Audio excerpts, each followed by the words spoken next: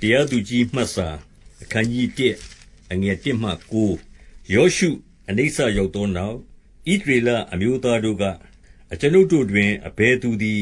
ခါနနိလူတို့ရှိရာသို့ရှေးဥစွာခြီသွားရပါမည်နည်းဟုထာဝရဘုရားအားမေးလျှောက်ကြလျှင်ထာဝရဘုရားကယုဒသည်ခြီသွားရမည်ထိုပြည်ကိုသူ၏လက်၌ငါအပ်မည်ဟုမိန့်တော်မူ၏ယုဒသည်မိမိအကိုရှိမောင်အားခါနနိလူတို့ကိုတိုက်ခြင်းငှါငါအမွေမြေသို့ငါနှင့်အတူလိုက်ပါသင်အမွေမြေသို့လည်းသင်နှင့်အတူငါလိုက်သွားမည်ဟုဆိုသည့်အတိုင်းရှိမောင်သည်လိုက်သွားလေ၏ယုဒခြီသွား၍ထာဝရဘုရားသည်ခါနနိလူဖေရဇိလူတို့ကိုအပ်တော်မူသဖြင့်ဗေဇက်မြို့၌လူ1000ကိုတတ်လေ၏အဒေါနိဗေဇက်မင်းကိုဗေဇက်မြို့၌တွေ့၍ခါနနိလူဖေရဇိလူတို့ကိုတတ်သောအခါအဒေါနိဗေဇက်သည်ပြေးလေ၏ယုဒလူတို့သည်လိုက်၍ဘမ်းမိပြီးလျှင်လက်မခြေမတို့ကိုဖြတ်ကြ၏အဒေါနိဗေဇက်ကလည်းလက်မနှင့်ခြေမဖြတ်သောမင်းကြီး80တို့သည်အထက်ကငါစပွဲအောက်၌စနုပ်စပေါက်ကိုကောက်၍စားရကြ၏ငါပြုဘူးသည့်အတိုင်းဘုရားသခင်သည်ငါ၌အပြစ်ပေးတော်မူပြီဟုဆို၏ထိုမင်းကိုယေရုရှလင်မြို့သို့ပို့၍သူသည်ထိုမြို့မှသေလေ၏ယုဒမျိုးသားတို့သည်ယေရုရှလင်မြို့ကိုတိုက်ယူ၍ဓာနှင့်လုပ်ကြံပြီးမှမီးရှို့ကြ၏ထိုနောက်တောင်ပေါ်၌၎င်းတောင်မျက်နှာ၌၎င်းချိုင့်ထဲ၌၎င်းနေသောခါနနိလူတို့ကိုအတိုက်သွားကြ၏အငယ်10မှ15တဖန်ယုဒအမျိုးသည်ကိရယတ်တာဘအမည်ဟောင်းရှိသောဟေဗြုန်မြို့၌နေသောခါနနိလူတို့ရှိရာသို့ခြီသွား၍ရှေရှဲအဟိမန်တာလမဲတို့ကိုလုပ်ကြံကြ၏တဖန်ကိရယတ်တောဖာအမည်ဟောင်းရှိသောဒေဗိရမြို့သားတို့ရှိရာသို့ခြီပြန်၍ကာလက်ကကိရယတ်တောဖာမြို့ကိုတိုက်ယူလုပ်ကြံသောသူအားငါသည်သမီးအာခတကိုပေးစားမည်ဟုဆိုလျှင်ကာလက်ညီကေန၏သားဩတန်ယေလသည်ထိုမြို့ကိုတိုက်ယူ၍ကာလက်သည်သမီးအာခတကိုသူအားပေးစားလေ၏ထိုမိန်းမသည်ခရီးသွားစဉ်အခါလေတကွက်ကိုအဖ၌တောင်းခြင်းငှါလင်နှင့်တိုင်ပင်ပြီးမှမြဲပေါ်ကဆင်းလေ၏အဖကာလက်ကအဘယ်အလိုရှိသနည်းဟုမေးလျှင်သမီးကကောင်းကြီးပေးစေခြင်းပါ၏ကိုယ်တော်သည်တောင်မျက်နှာအရပ်ကိုပေးပါပြီစမ်းရည်တွင်တို့ကိုလည်းပေးတော်မူပါဟုတောင်းသည့်အတိုင်းအဖသည်အထက်စမ်းရည်တွင်အောက်စမ်းရည်တွင်တို့ကိုပေးလေ၏အငယ်16မှ21မောရှေယောက္ခမ၏သားမီးဖြစ်သောကေနိအမျိုးသားတို့သည်ယုဒအမျိုးသားတို့နှင့်အတူဆွန်ပလွံမြို့မှအာရတ်မြို့တောင်ဘက်ယုဒတောသို့လိုက်သွား၍နေရာကျကြ၏တဖန်ယုဒသည်အကိုရှိမောင်နှင့်အတူသွား၍ဇေဖမြို့၌နေသောခါနနိလူတို့ကိုလုပ်ကြံ၍မြို့ကိုရှင်းရှင်းဖျက်ဆီးပြီးလျှင်ထိုမြို့ကိုဟောမာအမည်ဖြင့်သမုတ်ကြ၏ယုဒသည်ဂါဇမြို့နှင့်မြို့နယ်အာရှကေလုန်မြို့နှင့်မြို့နယ်အေဂျုံမြို့နှင့်မြို့နယ်တို့ကိုလည်းတိုက်ယူလေ၏ထာဝရဘုရားသည်ယုဒနှင့်အတူရှိတော်မူ၍သူသည်တောင်ပေါ်မှနေသောသူတို့ကိုနှင်ထုတ်လေ၏ချိုင့်သားတို့ကိုမနှင်ထုတ်နိုင်အကြောင်းမူကားသူတို့သည်တန်ယထာရှိကြ၏မောရှေမှားထားသည့်အတိုင်းဟေဗြုန်မြို့ကိုကာလက်အားပေးကြ၍သူသည်အနာဂတ်သား3ယောက်တို့ကိုထိုမြို့မှနှင်ထုတ်လေ၏ဗင်္ယာမိန်အမျိုးသားတို့သည်ယေရုရှလင်မြို့၌နေသောယေဗုသိလူတို့ကိုမနှင်ထုတ်ဘဲ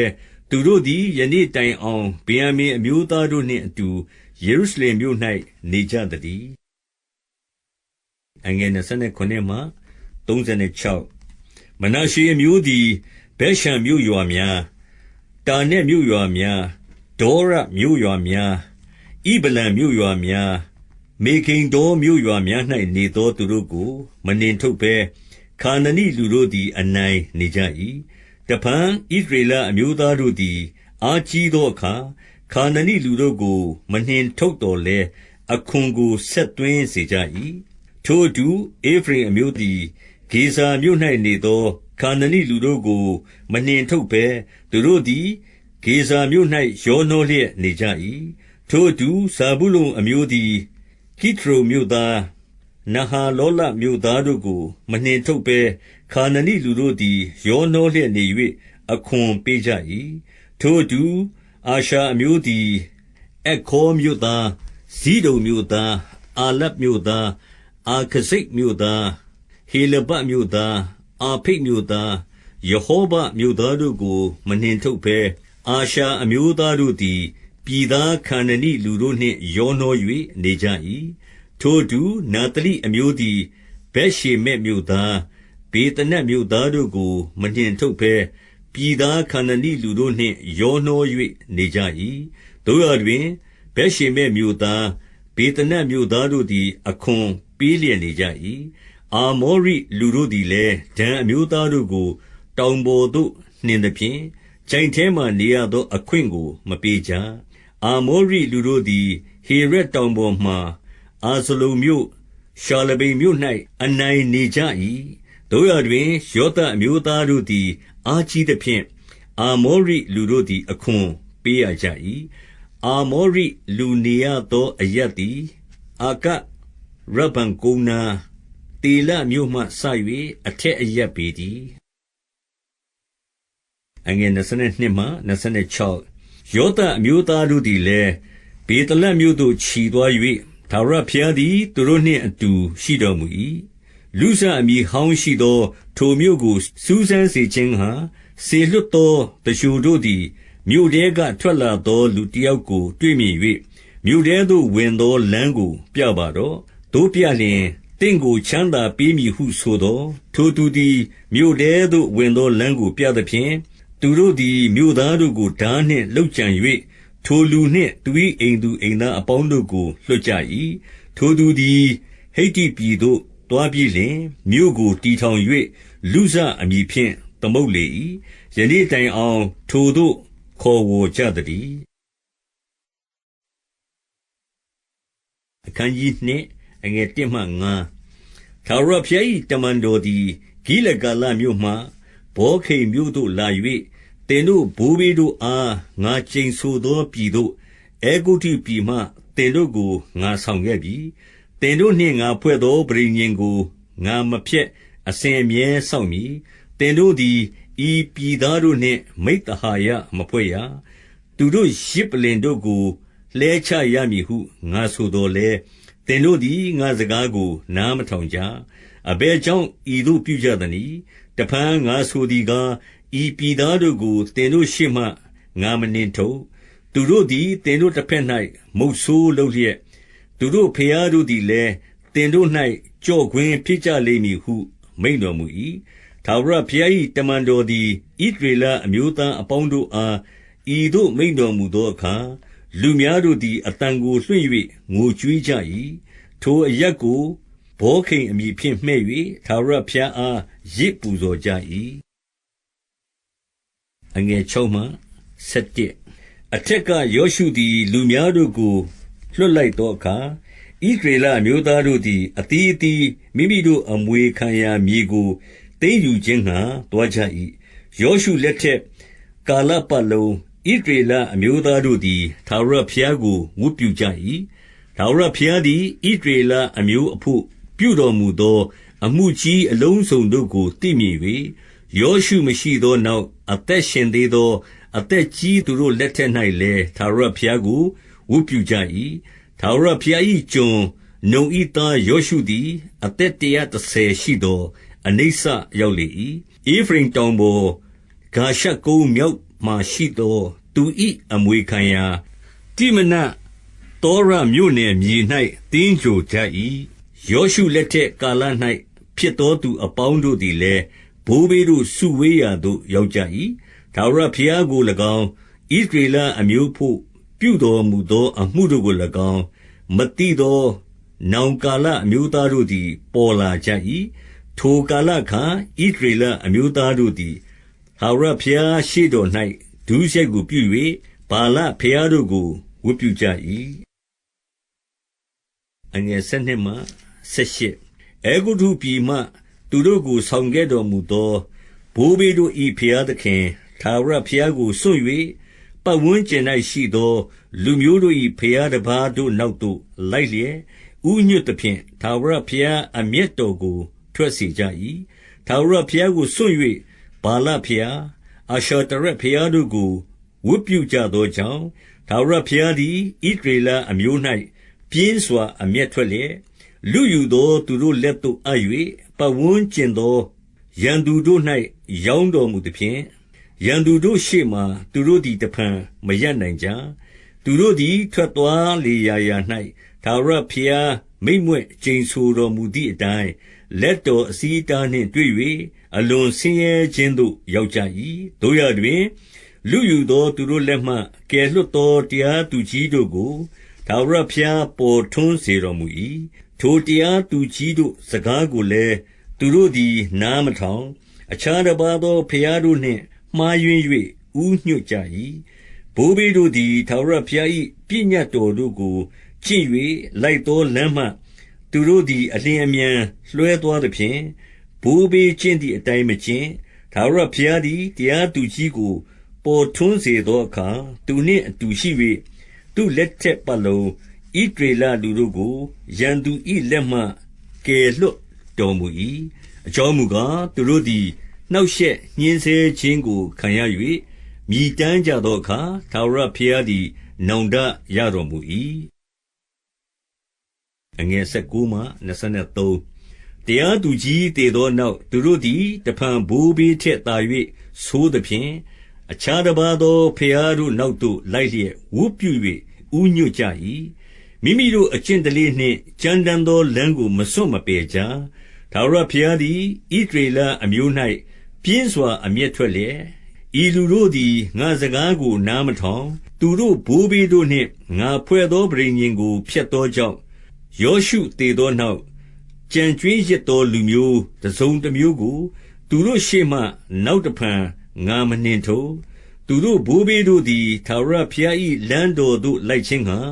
စောင့်ရှောက်သကဲ့သို့သူတို့သည်စောင့်ရှောက်မည်လောမစောင့်ရှောက်လောဟုကြံသေးသောလူမျိုးအားဖြင့်ဣသရေလအမျိုးကိုငါစုံစမ်းမည်ဟုမိန့်တော်မူသည်နှင့်အညီထိုလူမျိုးကိုယောရှုလက်၌မအပ်အလျင်အမြန်မနှင်ထုတ်ဘဲနေတော်မူ၏တရားသူကြီးမှတ်စာခန်းကြီး3အငယ်1မှ4ခါနာန်ပြည်၌တိုက်သောစစ်မှုရှိသမျှတို့ကိုမသိသောဣသရေလအမျိုးသားအပေါင်းတို့ကိုစုံစမ်းခြင်းငှါ၎င်းစစ်မှုကိုမသိသောဣသရေလအမျိုးသားအစဉ်အဆက်တို့သည်စစ်တပ်ကိုတင်၍တပ်စေခြင်းငှါ၎င်းထာဝရဘုရားချန်ထားတော်မူသောလူမျိုးများဟုမူကားဖိလိတ္တိမင်း9ပါးအစရှိသောခါနနိလူအမျိုးမျိုးဇိဒုန်လူဗာလဟေရမုန်တောင်မှစ၍ဟာမတ်လမ်းဝတိုင်အောင်လေဗနုန်တောင်ပေါ်မှနေသောဟိဝိလူတို့သည်ကြံကျွင်းကြ၏ထာဝရဘုရားသည်မောရှေအားဖြင့်ဘိုးဘေးတို့ကိုမှားထားတော်မူသောပညတ်များအတိုင်းကျင့်မည်မကျင့်မည်ကိုထင်ရှားစေခြင်းငှါဣသရေလအမျိုးကိုစုံစမ်းဖို့ရာဖြစ်သတည်းအငယ်9မှ17ဣသရေလအမျိုးသားတို့သည်ခါနနိလူဟိတ္တိလူအာမောရိလူဖေရဇိလူဟိဝိလူယေဗုသိလူတို့တွင်နေ၍သူတို့သမီးနှင့်စုံဖက်ခြင်းကိုပြုလျက်မိမိတို့သမီးကိုပေးစားလျက်သူတို့ဖျားများကိုဝတ်ပြုကြ၏ဣသရေလအမျိုးသားတို့သည်ထာဝရဘုရားရှေ့တော်၌ဒုစရိုက်ကိုပြု၍မိမိတို့ဘုရားသခင်ထာဝရဘုရားကိုမေ့လျော့သဖြင့်ဗာလဘုရားများအာရှရပင်များကိုဝတ်ပြုသောကြောင့်ထာဝရဘုရားသည်ဣသရေလအမျိုး၌ပြင်းစွာအမျက်တော်ထွက်၍မေသောပေါတာမိရှင်ဘုရင်ခုရှံရိရှသိမ်၌ရောင်းတော်မူသဖြင့်ဣသရေလလူတို့သည်8နှစ်ပတ်လုံးထိုရှင်ဘုရင်ထံ၌ကျွန်ခံရကြ၏နောက်တဖန်ထာဝရဘုရားကိုအော်ဟစ်ကြသောအခါကယ်တင်သောသခင်ကာလက်ညီကေနတ်၏သားဩတန်ယေလကိုသူတို့အဖို့ပေါ်ထွန်းစေတော်မူ၏ထာဝရဘုရား၏ဝိညာဉ်တော်သည်သူ့အပေါ်သို့တက်ရောက်သဖြင့်သူသည်ဣသရေလအမျိုးကိုအုပ်စိုး၍စစ်ချီလေ၏မေသောပေါတာမိရှင်ဘုရင်ခုရှံရိရှသိမ်ကိုသူ့လက်၌ထာဝရဘုရားအပ်တော်မူသဖြင့် သူသည်ထိုရှင်ဘုရင်ကိုအောင်လေ၏။အနှစ်40တိုင်တိုင်တပြည်လုံးငြိမ်းပြီးမှကေနတ်၏သားဩသံယေလသည်သေလေ၏။12တဖန်ဣသရေလအမျိုးသည်ထာဝရဘုရားရှေ့တော်၌ဒုစရိုက်ကိုပြုသောကြောင့်မောဘရှင်ဘုရင်ဧဂလုန်ကိုဣသရေလအမျိုးတစ်ဖက်၌ခွန်အားနှင့်ပြည့်စုံစေတော်မူ၏။ထိုမင်းသည်အမ္မုန်အမျိုးသားအာမလက်အမျိုးသားတို့ကိုစုဝေးစေလျက်ချီသွား၍ဣသရေလလူတို့ကိုလုပ်ကြံပြီးမှစွန်ပလွံမြို့ကိုသိမ်းယူသဖြင့်ဣသရေလအမျိုးသားတို့သည်18နှစ်ပတ်လုံးမောဘရှင်ဘုရင်ဧဂလုန်မင်းထံ၌ကျွန်ခံရကြ၏။နောက်တဖန်ထာဝရဘုရားကိုအော်ဟစ်သောအခါကယ်တင်သောသခင်လက်ျာလက်ကိုမသုံးတတ်သောဗင်္ယာမိန်အမျိုးဂေရသားဧဟုဒကိုပေါ်ထွန်းစေတော်မူ၏။သူ့လက်တွင်ဣသရေလလူတို့သည်လက်ဆောင်ကိုမောဘရှင်ဘုရင်ဧဂလုန်ထံသို့ပေးလိုက်ကြ၏။ဧဟုဒသည်အလျားတစ်တောင်ရှိသောသံလျက်ကိုလုပ်၍လက်ျာပေါင်အဝတ်တွင်း၌စီးထားပြီးလျှင်မောဘရှင်ဘုရင်ဧဂလုန်ထံသို့လက်ဆောင်ကိုဆောင်ခဲ့လေ၏။ဧဂလုန်သည်အလွန်ဝသောသူဖြစ်၏။ဧဟုဒသည်လက်ဆောင်ကိုဆက်ပြီးလျှင်လက်ဆောင်ကိုထမ်းသောသူတို့ကိုလွှတ်လိုက်၍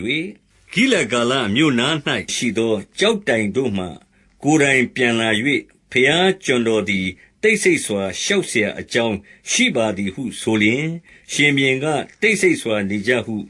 အမိန့်တော်ရှိသည့်အတိုင်းအထံတော်၌ခစားသောသူအပေါင်းတို့သည်ထွက်ကြ၏။ထိုအခါရှင်ဘုရင်သည်ကိုယ်တိုင်တယောက်တည်းနေတတ်သောနွေနန်းဆောင်၌ထိုင်နေစဉ်ဧဟုဒသည်ချဉ်ကပ်၍ကိုယ်တော်နှင့်ဆိုင်သောဘုရားသခင်အမိန့်တော်ပါပါ၏ဟုလျှောက်သောရှင်ဘုရင်သည်ထလေ၏။21ဧဟုဒသည်လက်ဝဲလက်ကိုဆန့်လျက်တန်လျက်ကိုလက်ျာပေါင်မှထုတ်၍ရှင်ဘုရင်၏ဝမ်းကိုထိုးသဖြင့်လက်ကင်အရိုးနှင့်တကွတန်လျက်မြုပ်ဝင်၍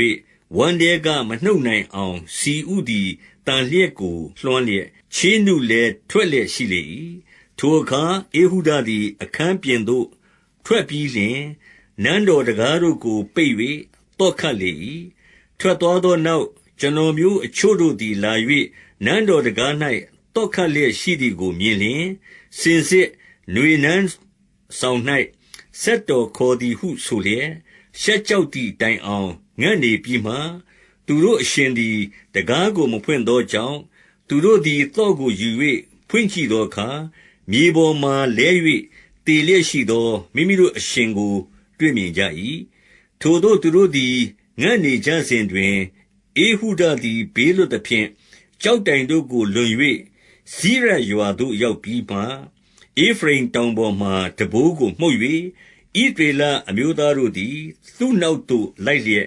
တောင်ပေါ်ကဆင်းကြ၏။သူကလည်းငါနောက်သို့လိုက်ကြလော့။ထာဝရဘုရားသည်သင်တို့၏ရန်သူ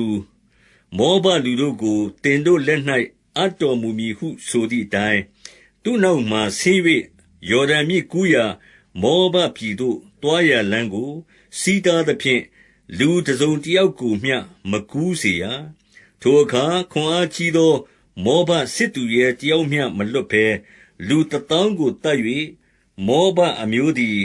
ဣသရေလအမျိုးလက်၌ရှုံးသဖြင့်အနှစ်80တိုင်တိုင်တပြည်လုံးငြိမ်းလေ၏။ဧဟုဒနောက်မှအာနတ်သားရှန်ကာပေါ်ထွန်း၍ဒုတ်ချွန်နှင့်ဖိလိတ္တိလူ600တို့ကိုတတ်သဖြင့်ဣသရေလအမျိုးသားတို့ကိုကယ်လွှတ်လေ၏။ခန်းကြီး4အငယ်1မှ3ဧဟုဒသေသောနောက်ဣသရေလအမျိုးသားတို့သည်ထာဝရဘုရားရှေ့တော်၌တဖန်ဒုစရိုက်ကိုပြုသောကြောင့်ထာဝရဘုရားသည်ဟာဇော်မြို့၌မင်းပြုသောခါနာန်ရှင်ဘုရင်ယာဘိန်၌ရောက်တော်မူ၏။သူခန့်ထားသောဗိုလ်ချုပ်မင်းကားဂေါအိမ်ပြည်ဟာရောရှက်မြို့၌နေသောတိတရသည်ထိုမင်း၌တန်ယထာ900ရှိ၏။ဣသရေလအမျိုးသားတို့ကိုအနှစ်20ပတ်လုံးအလွန်ညှဉ်းဆဲသောကြောင့်သူတို့သည်ထာဝရဘုရားကိုအော်ဟစ်ကြ၏။အငယ်4မှ9ထိုကာလအခါလဝိဒုတ်မြို့သားပရောဖက်မဒေဗောရသည်ဣ ရေလအမျိုးကိုအုပ်စိုး၏။သူသည်ဧဖရိမ်တောင်ပေါ်ရာမမြို့နှင့်ဗေသလမြို့စပ်ကြားဒေဗောရစွန်ပလွံပင်အောက်၌နေ၍ဣသရေလအမျိုးသားတို့သည်ထိုပရောဖက်မ၏စီရင်ခြင်းကိုခံအံ့သောငှါရောက်လာတတ်ကြ၏။တဖန်ဒေဗောရသည်လူကိုစေလွှတ်၍နာသလိခရိုင်ကေဒေရှမြို့မှနေသောအဘိနောင်၏သားဗာရက်ကိုခေါ်ပြီးလျှင်သင်သည်နာသလိအမျိုးဇာဗုလုန်အမျိုးထဲကလူ1,000ကိုသွေးဆောင်၍တာဘော်တောင်သို့သွားလော့။ငါသည်လည်းယာဘိန်မင်း၏ဗိုလ်ချုပ်တိတရနှင့်ယထာဗိုလ်များကိုသင်ရှိရာခိရှုန်မြစ်သို့သွေးဆောင်၍သင့်လက်၌အပ်မည်ဟုဣသရေလအမျိုး၏ဘုရားသခင်ထာဝရဘုရားမှာထားတော်မူသည်ဟုဆင့်ဆိုလေ၏။ဗာရက်ကလည်းကိုယ်တော်သည်အကျွန်ုပ်နှင့်အတူကြွလျှင်အကျွန်ုပ်သွားပါမည်။ကြွတော်မမူလျှင်မူကားမသွားပါဟုလျှောက်သော်ဒေဗောရကငါသည်သင်နှင့်အတူအမှန်သွားမည်။သို့သော်လည်းသင်သွားရာလမ်း၌ဂုဏ်အသရေကိုမရရာ။ထာဝရဘုရားသည်တိတရကိုမိန်းမ၌ရောင်းတော်မူမည်ဟုဆိုပြီးမှထ၍ဗာရက်နှင့်အတူကေဒေရှမြို့သို့သွားလေ၏။ဗာရက်သည်နဿလိအမျိုးသားဇာဗုလုန်အမျိုးသားတို့ကိုကေဒေရှမြို့သို့ခေါ်၍လိုက်သောသူ1,000နှင့်တကွဒေဗောရပါလျက်တက်လေ၏။မောရှေ၏ယောက္ခမဟောဘ၏သားမြေးအဝင်ခေနိအမျိုးသားဟေဗာသည်ခေနိလူတို့နှင့်ခွာ၍ကေဒေရှမြို့နားဇာနိမ်သပိတ်ပင်ခြေရင်း၌တဲကိုဆောက်လျက်နေနှင့်သတည်း။အဘိနောင်၏သားဗာရက်သည်တာဘော်တောင်ပေါ်သို့တက်ကြောင်းကိုတိတရအားကြားပြောလျှင်တိတရသည်မိမိယထာရှိသမျှတည်းဟူသောတန်ယထာ900နှင့်ဂေါအိမ်ပြည်ဟာရောရှေမြို့မှစ၍ကိရှုန်မြစ်တိုင်အောင်မိမိလူအပေါင်းတို့ကိုစုဝေးစေ၏။ဒေဗောရကလည်းထလော့။ယနေ့ကားထာဝရဘုရားသည်တိတရကိုသင့်လက်၌အပ်တော်မူသောနေ့ဖြစ်၏။ထာဝရဘုရားသည်သင့်ရှေ့မှကြွတော်မူပြီမဟုတ်လောဟုဆိုလေသော်ဗာရက်သည်လူ1,000နှင့်တကွတာဘော်တောင်ပေါ်ကဆင်းလေ၏။ထာဝရဘုရားသည်တိတရမှစ၍သူ၏ယထာများနှင့်ဗိုလ်ပါစစ်သည်များအပေါင်းတို့ကိုဗာရက်ရှေ့မှထားဖြင့်ရှုံးစေတော်မူသောကြောင့်တိတရသည်မိမိယထာမှဆင်း၍ခြေဖြင့်ပြေးလေ၏။ဗာရက်သည်ယထာများဗိုလ်ပါစစ်သည်များကိုဂေါအိမ်ပြည်ဟာရောရှေမြို့တိုင်အောင်လိုက်၍တိတရစစ်သူရဲအပေါင်းတို့သည်တယောက်မျှမကျန်ကြွင်းဓာနှင့်သေကြကုန်၏။19တိတရသည်ကေနိအမျိုးသားဟေဗာ၏မယားယေလ၏တဲသို့ခြေဖြင့်ပြေး၏။ထိုကာလ၌ဟာဇော်ရှင်ဘုရင်ယာဘိန်သည်ဟေဗာအမျိုးသားချင်းကေနိလူတို့နှင့်မိဿဟာယဖွဲ့လျက်ရှိသတည်း။ယေလသည်တိတရကိုခရီးဦးကြိုပြုခြင်းငှါထွက်၍သခင်ဝင်ပါ။ကျွန်မဆီသို့ဝင်ပါ။စိုးရိမ်တော်မမူပါနှင့်ဟုခေါ်သည်အတိုင်းသူသည်ယေလနေရာတဲတဲသို့ဝင်၍ယေလသည်သူ့ကိုစောင်နှင့်ခြုံလေ၏။သူကလည်းငါရေငတ်သည်ရေအနည်းငယ်ကိုပေးပါဟုတောင်းလျှင်မိန်းမသည်နွားနို့ဘူးကိုဖွင့်၍တောက်စေပြီးမှတဖန်ခြုံလေ၏။သူကလည်းတဲတကားဝ၌နေပါ။လူတစ်စုံတစ်ယောက်ကယောက်ျားရှိသလောဟုလာ၍မေးလျှင်မရှိကြောင်းကိုပြောလော့ဟုမှာထားလေ၏။ထိုအခါဟေဗာမယားယေလသည်တိတရမောလျက်အိပ်ပျော်စဉ်တွင်တဲတံသင်တစ်ချောင်းနှင့်လက်ရိုက်ကိုကင်လျက်သူ့ထံသို့တိတ်ဆိတ်စွာသွား၍တံသင်ကိုမြေ၌ဆွဲစေသည့်တိုင်အောင်သူ၏နဗန်းထဲသို့ရိုက်သွင်းသဖြင့်တိတရသည်သေ၏။ဗာရက်သည်တိတရကိုလိုက်ရှာသောအခါယေလထွက်၍ကျွန်မစီသို့ဝင်ပါ။ရှာသောသူကိုပြပါမည်ဟုကြိုဆိုလျှင်ဗာရက်သည်တဲတဲသို့ဝင်၍တိတရသေလျက်နဗန်း၌တံသင်ဆူးလျက်ရှိသည်ကိုမြင်လေ၏။ထိုနေ့၌ထာဝရဘုရားသည်ခါနာန်ရှင်ဘုရင်ယာဘိန်ကိုဣသရေလအမျိုးသားတို့ရှေ့မှနှိမ်ချတော်မူသဖြင့်သူတို့သည်ထိုရှင်ဘုရင်ကိုမဖျက်ဆီးမှီတိုင်အောင်အစဉ်အောင်လျက်နေကြ၏